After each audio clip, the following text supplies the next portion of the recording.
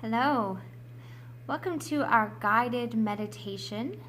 This is an opportunity for us just to kind of settle into God's presence in a very still way, become connected with who we are, become connected with what God is saying to us, really slow down from everything going on in our minds. So if you are able, I invite you to get comfortable wherever it is that you're sitting or standing or walking. If you are in a seated position, sometimes people find it helpful to cross their legs and sit very tall. Others find it very helpful to connect their feet to the ground as a way of actually recognizing that they're connected to all living things. Other people find it helpful just to lay down, and some people just really enjoy going for a walk. So in whatever way that you are at this moment, find a way to be comfortable. And if you're walking, don't close your eyes. But if you are not moving, feel free to close your eyes. And as you do that, begin to focus on just breath. Inhaling and feeling the sensation of cool air. And then exhaling and letting go of tension in your body. Letting go of tensions in your life, in your mind. This is really a restorative time for you.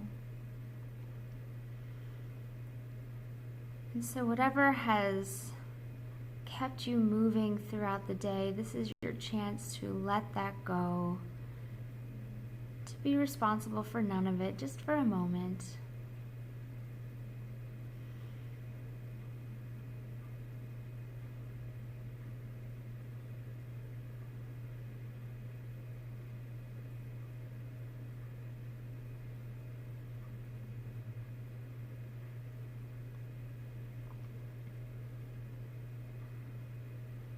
As we do that, our message that we heard just this last week, the title was something along the lines of embracing inherent goodness.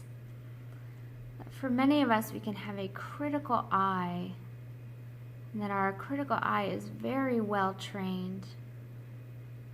We've been often praised for being able to catch flaws, think in ways that bring about new things, and that is so good and it has its place. But for many of us, that critical eye gets directed towards ourselves and towards others in ways that make relationship challenging. And it also takes away from this thing that we hear right away in Genesis 1, that when God created, God saw the goodness. And by the time we get to the end of Genesis 1, we hear that God sees that it is very, very good.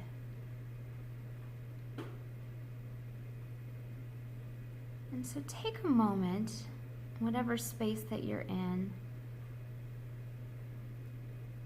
perhaps focus on one person or one situation. And as you think of the people in that situation, rather than formulating anything in our minds, just take a moment to appreciate, see that person or that situation in your mind's eye.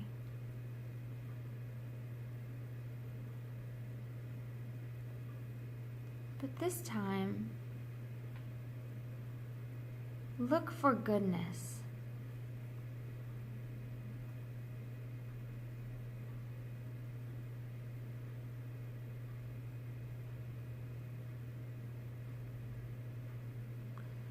You may discover that there is pushback in your spirit about it because of stress or brokenness in the relationship. And there may be ways in which you might say to yourself, goodness or not, there's this threat, there's this potential, there's this harm. But I invite you to put that aside just for now.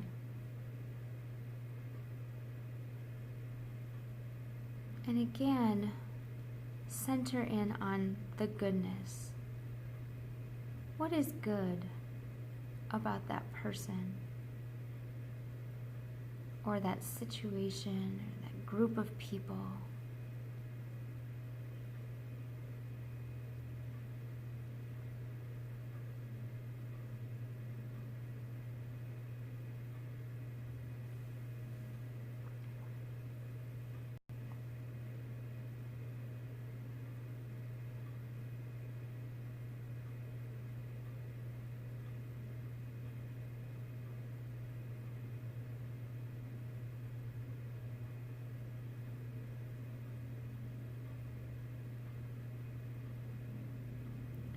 As you're there, you may notice in yourself that you can really see two things.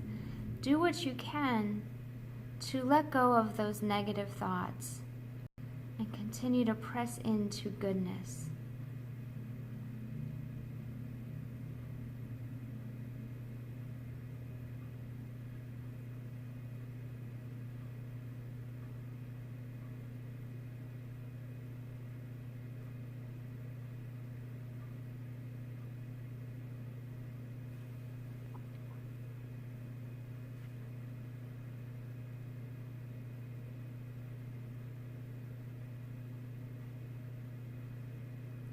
Take a moment to offer blessing and peace.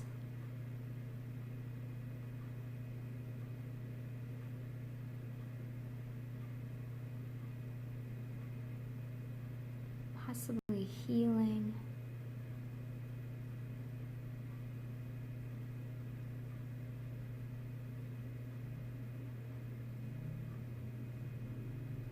If we've never done that before, it's really just taking this moment to say, I bless this life, this situation, this person with God's goodness, God's purpose, God's divine generosity.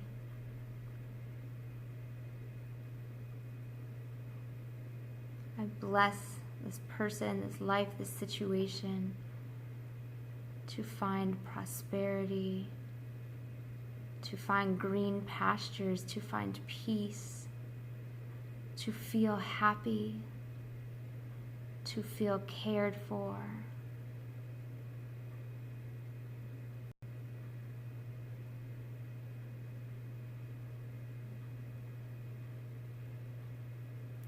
I bless this person to feel the presence of God.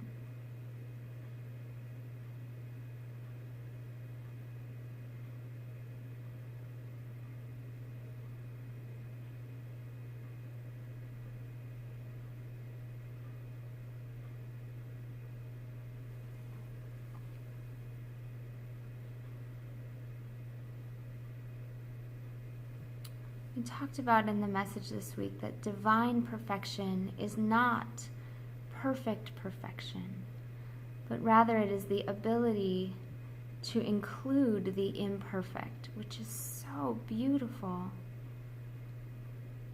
So in whatever ways there is imperfection in the things that have come to mind, we invite the divine presence of God to engage that divine perfection and be able to include that which is imperfect. And that as God does that our own lives, our own selves would be able to follow that practice, to follow Jesus, to follow Christ into that practice of including that which is imperfect.